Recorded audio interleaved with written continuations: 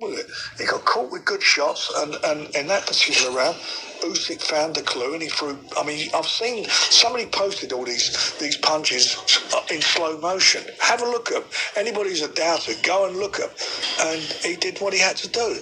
Can he come back again? He's 27 years of age. We will see. You know, he's got to learn from that fight.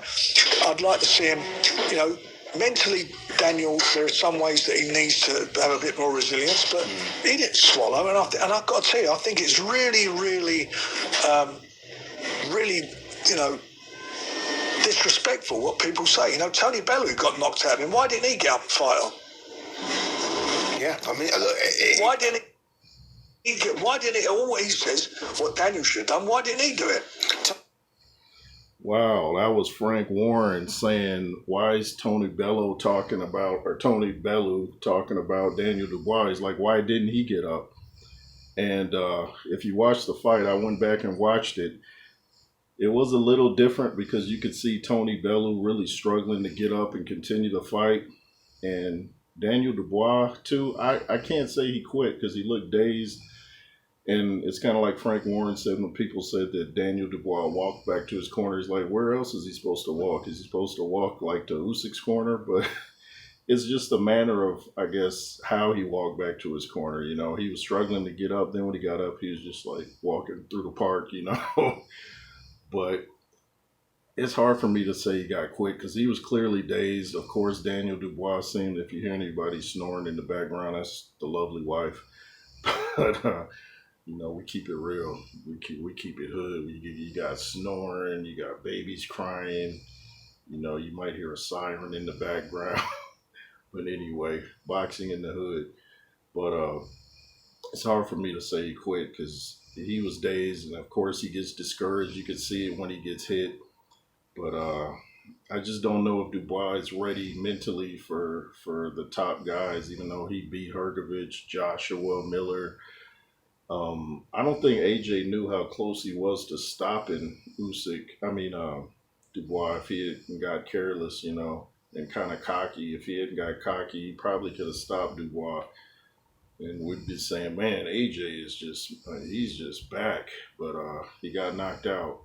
But I'm still hearing talk about this partying thing. And they keep saying Dubois' camp that they did the same thing before the AJ fight. And okay, you might have done it, but you know, you won despite doing that, not because of it.